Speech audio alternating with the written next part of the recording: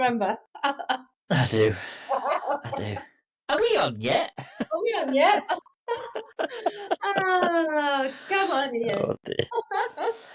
Hello and welcome to this week's episode of the Naked Coach Collective, and our subject today, which I have forgotten already, Oh man. is that's it. So, you're going through shit. Will coaching help? Well That's done. what we're going to be talking about today. We're going to be touching on kind of the differences between coaching, therapy, and just venting to your friends, what coaching can do for you, what it can't do for you, all that kind of good stuff. So first off, Dee, as this was your kind of topic to talk about, what kind of shit were you talking about? Anything really. Excuse my potty mouth if my mum's listening. Yes. I'll just call it troubles. Oh, okay. No, I don't mind calling it shit. I mean, it was my title, wasn't it, after all? No, I mean, I think I was just. It came to me when I'm thinking, well, sometimes you might find yourself in a bit of a situation, a bit of a bind, a bit of an unknown, uncharted situation. Maybe you are relationship breakup. Maybe you are having trouble with somebody at work, or you're facing big mix up, a change up at work. I don't know how to handle it. Maybe you've got family issues or friends, relationships. Something has happened that has taken you away from your status quo, if you like, and you're not sure which way to turn for help. Whether you want help or not. Do you want to try and sort it out by yourself? Are there, what avenues are open to you? And I was just thinking that, coaching is becoming a big thing, but it's still not in a lot of people's radar as a to-go thing. For example, if you're, getting separated from your long-time partner, divorce, whatever, you might think, oh, you might need therapy, or couples therapy, counselling, or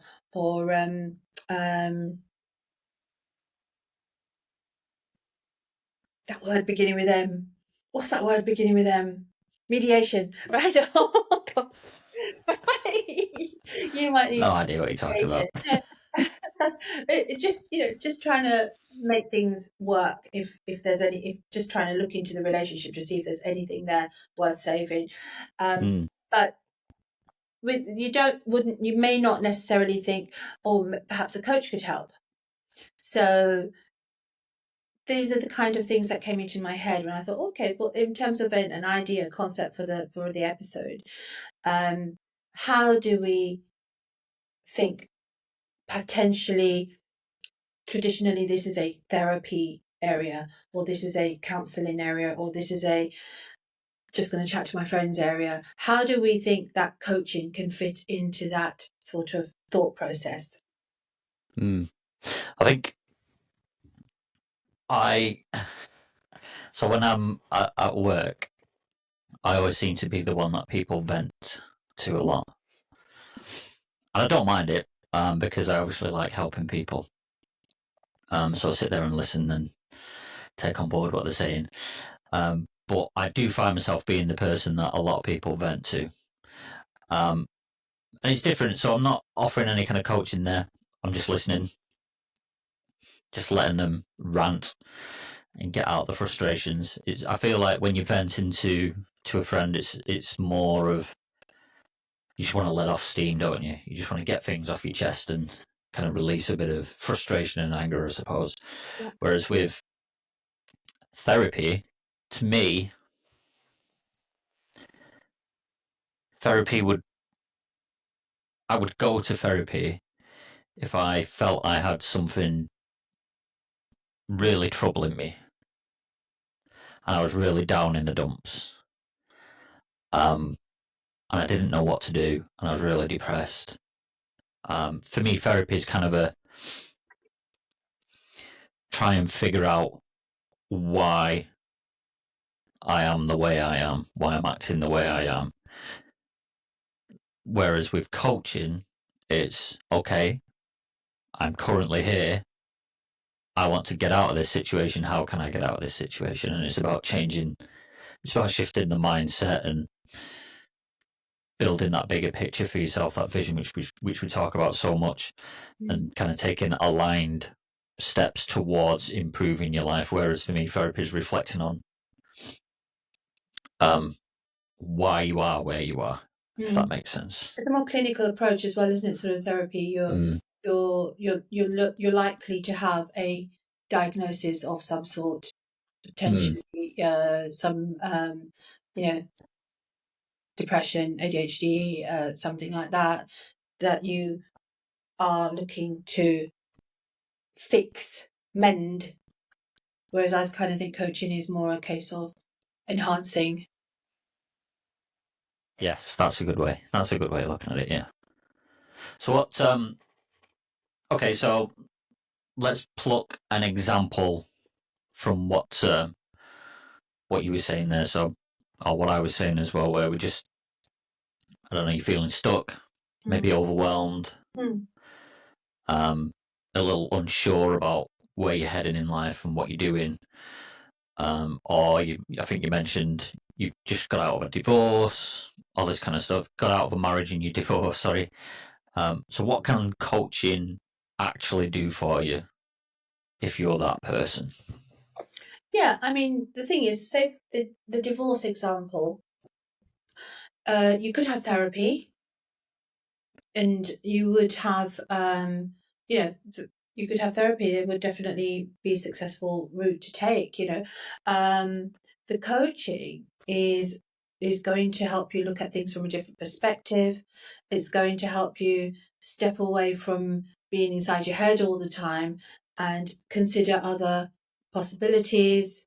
It will potentially give you start to help you build up creating a reason. You might be feeling, divorce might lead to a bout of depression. It might lead to a bout of, losing your self confidence and all these things that are related to that. Coaching can start to build those back in. So say you've just had you've had a breakup of some sort, and I could say, Ian, so we could get to the root of what's making you feel the way you're feeling in a coaching session, rather than looking at it from a therapy. So what went wrong, and going back and dissecting everything, which we wouldn't do unless there was a real call for it. But there wasn't. You can always sort of start where you are and go forward. So I think the coaching element opens your eyes. But it gives you little breakthroughs and big breakthroughs that make you just think outside of your own mind. And that's what I love about it, because when people say, God, I never thought of that, and it's glaringly obvious to the coach, I know, yeah. you can use that in these sorts of hard times as well. Coaching is not just for when you're feeling great. Coaching helps you feel great. I think it Yes. from the coaching side, it kind of, it's almost like a bird's eye view, zoomed out lens from the mess, isn't it? Mm. Does that make sense? Yes, it does. A zoomed out view from the mess. Yeah. It's an NLP technique, that sort of the bird's eye view, that you're looking at your own life, and you're looking at where you are. Is that what you mean? Like a snapshot of your life, or the whole of your life, or that particular problem, and you look at it from up there, and you're seeing everything. Yeah, exactly. Yeah, it helps you see other people's perspectives, Yeah. coming at things from different angles, all that kind of thing. And it really does open your eyes. It really does open your eyes and shines a light on things you've not even taken into consideration before. It just makes you aware of so many different things, and kind of reminds you that you're more than just that particular kind of circumstance that you're currently going through. And sometimes it doesn't really take much more than that, because I know from my own coaching sessions with my clients, when we highlight a problem and we look at it from an outsider perspective, Mm. and they start to realize that, okay, there's a lot more going on than just what's happening in their head.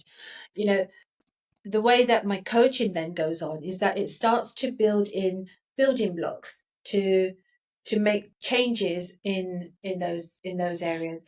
So where coaching is really really useful when you're feeling big things like, I mean, a divorce, a huge thing, right? Big things like that. It can really help you to start putting in the foundations of fixing yourself. Nice. Does that So what? make sense? Yeah, it does. It does. So what? We touched on there what it will do for you, but what won't it do? I mean, for me, Go on. it it's not going to be easy, and it's not going to be quick. You see, you see a lot of things online these days where you can say turn your life around in, I don't know, 10, 15 days or whatever it is, but it's not like that at all. They might give you the tools to do that in 10 or 15 days, or some of the tools, Mm. but that doesn't mean you're going to turn your life around in that 10 or 15 days. So it's not a quick fix. It can't be a quick fix. It's a long term, almost like Um, self improvement program. I don't know whether yeah, that makes sense. I might add to that in a sense that depends what you're looking at, because some things can have um, a realization that you then go on and act on.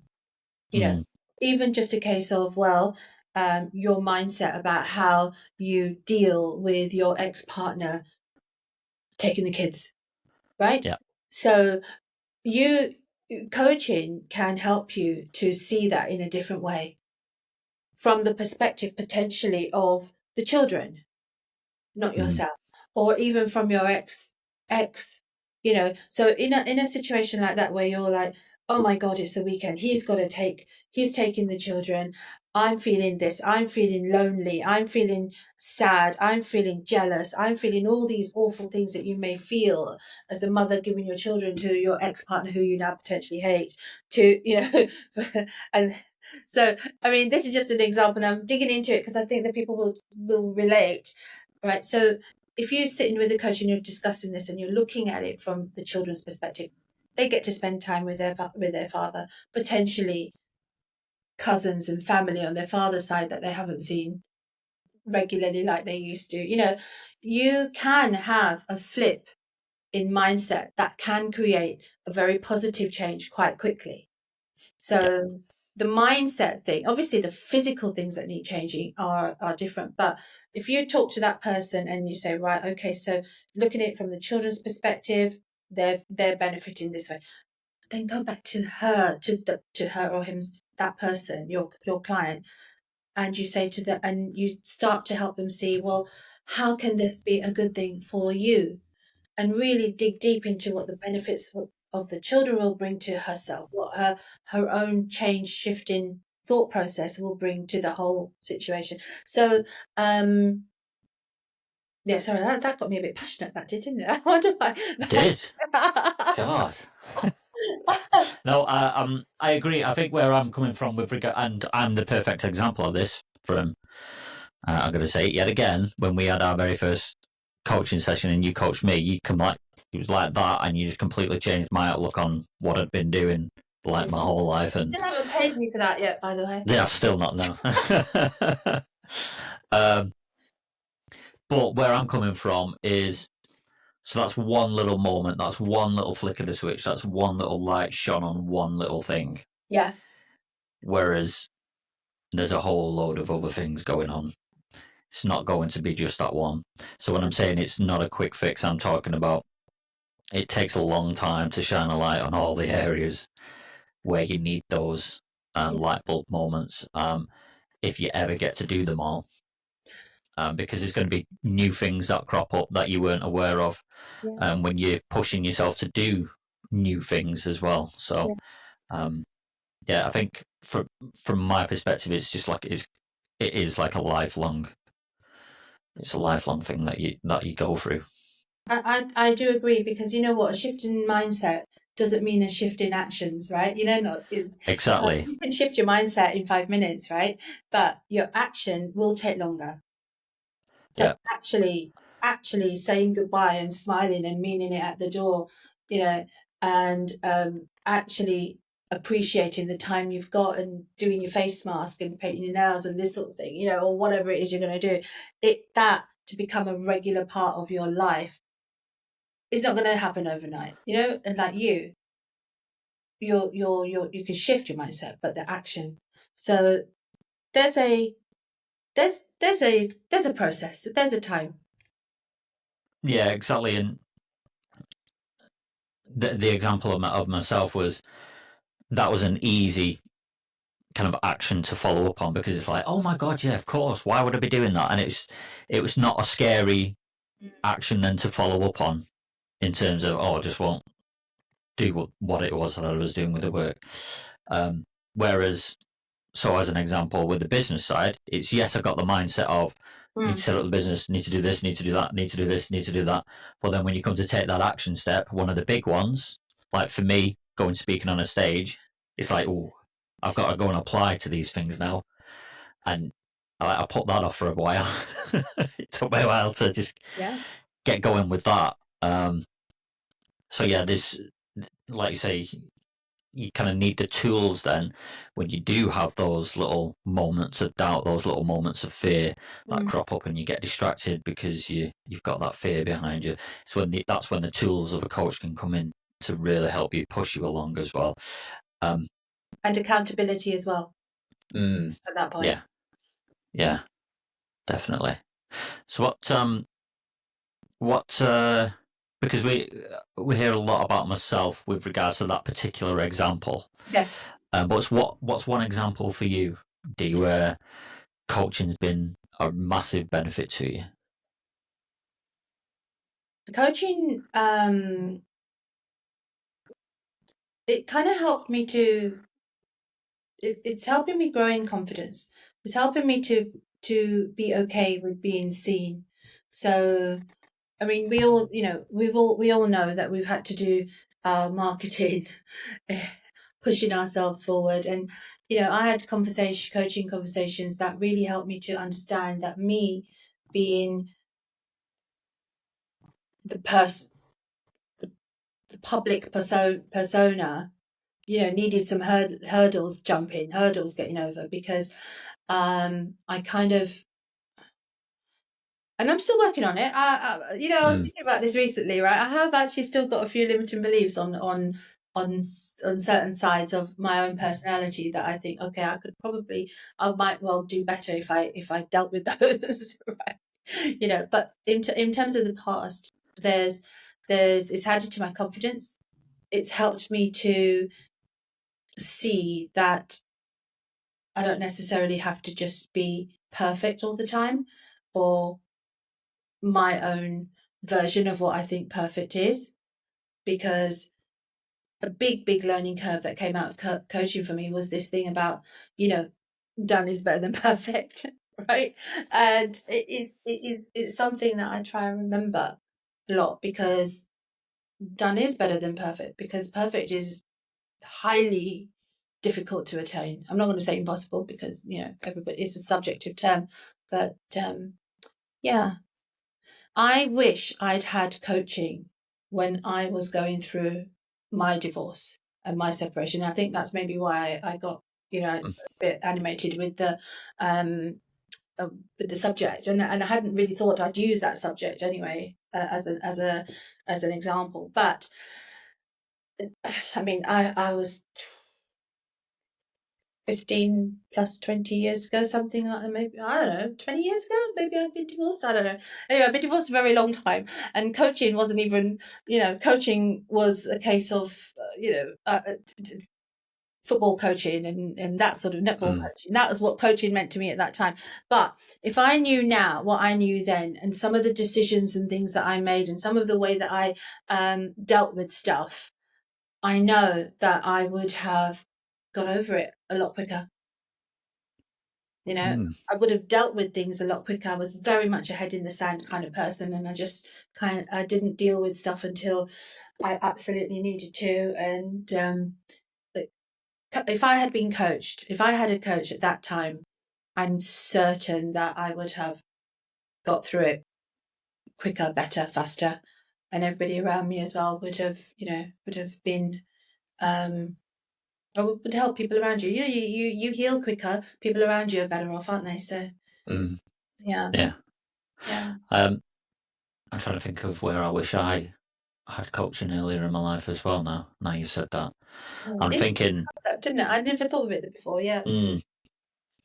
I'm thinking.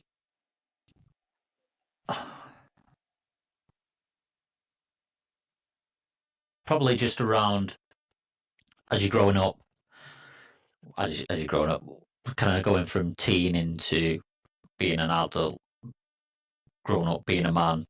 It was always a case of I always felt like I missed out on some rite of passage.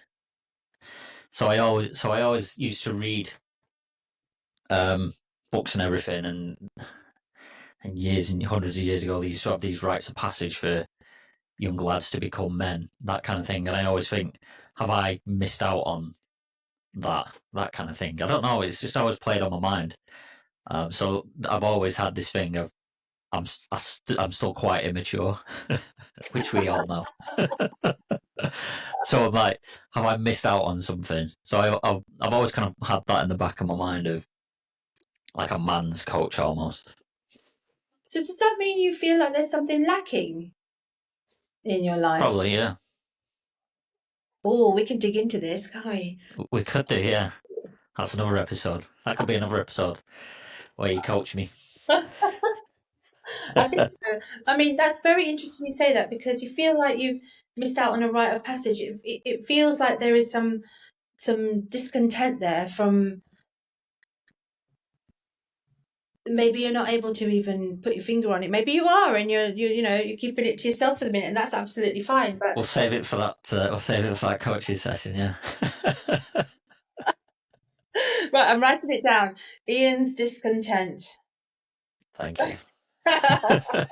Episode number 60. Yeah. Another one. Another one. I think that saying that then kind of leads on to my next point is it gets really uncomfortable. Like just saying that out loud on here then was a little uncomfortable. So coaching gets really uncomfortable and pushes you. And that's one thing to note as well is you are going to be pushed by your coach. They're not going to buy into your stories and support your previous stories. They are going to push you. And that's not to say it's a bad thing. It's just going to be uncomfortable if you're not used to it.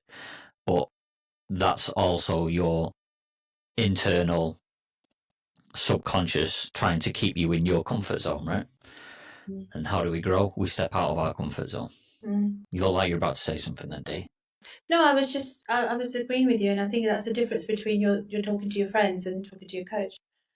Because your friends are going to let you get away with your stories. They may inside they may disagree with you. They may think, oh, she's just telling another one of her stories to herself. Yeah, they may think that. Here she goes again. Yeah. But they're not going to tell you your coach is not your coach is actually not likely to tell you either. But they are going to ask you questions that's going to make you realise it for yourself. Yeah, definitely. So you will get there, and that's the magic because they'll have seen it before. They might have even seen it with you if you're a long-term coaching client, and it's very powerful. I could ask you questions about that feeling of missing out on a rite of passage, and there's I could ask you questions about that would make you feel really lots of things. Very Right? uncomfortable, yeah. You brought it up, right? I did. No, it would make you feel lots of things, but your friends just wouldn't. That you wouldn't actually get into in a therapy session, right? So this is why it's a bit of a missing link. And your example is great because that it highlights that missing link. And that where coaching steps in and helps you to evaluate so many parts of your life. Yeah. I think kind of final thing just to wrap it up then, I suppose, is how do you know when you're ready for coaching? Well, we in past episodes we've talked about how to find a decent coach and somebody who you have a chemistry with, you're aligned with, and all this sort of stuff. I think if you think from my perspective, if you think coaching may help you, go out there and have a few conversations with a few coaches, right? And then what you might find is that they might all say the same thing in a different way or saying whatever, and you might still be backing off thinking, okay, hold on, that's not where I'm going right now or where I want to go. Or you might find, having spoken to 2, 3 or 4 coaches, that one of them aligns well, one of them is asking the right questions, one of them is leading you to think about things the way that you feel will help you. And I definitely think that you can go on recommendation. One thing I could say here is that, because coaching is unregulated, sometimes as a client, you may think that that it's not confidential. So, but that's something I always sort of make sure that my clients understand, that everything that I'm talking to with them or they're talking to with me is between me and them, and that's it. And because referrals are important for the coaches, but also it's important as a potential client to know that your coach can do good work and has done good work with other people. So, but then people might feel uneasy referring because they think, well, we haven't. Maybe it's not confident. I don't want my business told to my friends. I don't, or this sort of thing. So it's really important to understand your coach will definitely say to you, this is totally confidential. Wherever you go with this, it's never going to go beyond us. And that's quite important for me to make sure that my clients understand that, because I want them to be completely honest.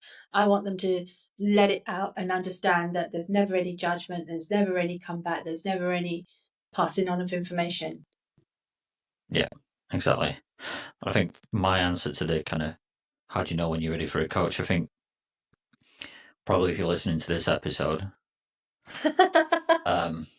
it's kind of maybe a bit of a sign. Yeah, love that. A couple of things to maybe ask yourself is, do you want to move forward? Yeah. Or do you just want a bit of, I don't know, relief, venting? Comfort. Yeah. Are you willing to look at the truth, even if it is uncomfortable, like we've just been saying? And I suppose it's not selfish. I don't want to use the word selfish, but are you ready to choose yourself? Put yourself first before you even feel ready for it. And if the answer to those are yes, then I'd say you're probably ready for a coach. Yeah, but you may not know as well. So definitely, are you ready No. to change? Are you ready to do the things that are required to make the change, right? So if you think that, you may get a few sessions into a coaching program or even just a few sessions with your coach and realize that actually you're not ready to start taking the action. And uh, going to a coach once a week for an hour, 50 minutes or whatever, however long it is not going to fix your life. What's going to fix your life, if you like, is the work that you do in between. So try it out. Most coaches will give you a taster session. Yeah, exactly. Most, because they don't want to be working with people who aren't ready either. Nothing worse than sitting back after a session thinking, oh my God, they're not going to do anything, or they're not going to make any changes, or there's no progress being made, or, so definitely you'll know. And if you choose Ian, he's going to really make you work. I'm not that bad. Don't listen. But yes, actually, you should. You should expect that. You should. I think if you're taking on a coach, you should expect to make changes because you are expecting your life to improve. If nothing changes, then I'm afraid nothing changes. Yes. I like that. I had to get my head around that for a second. It's yeah. When I first heard it, I was like, "What are you talking about?" And then the penny dropped. But I think it took me a bit longer than it's just taken you.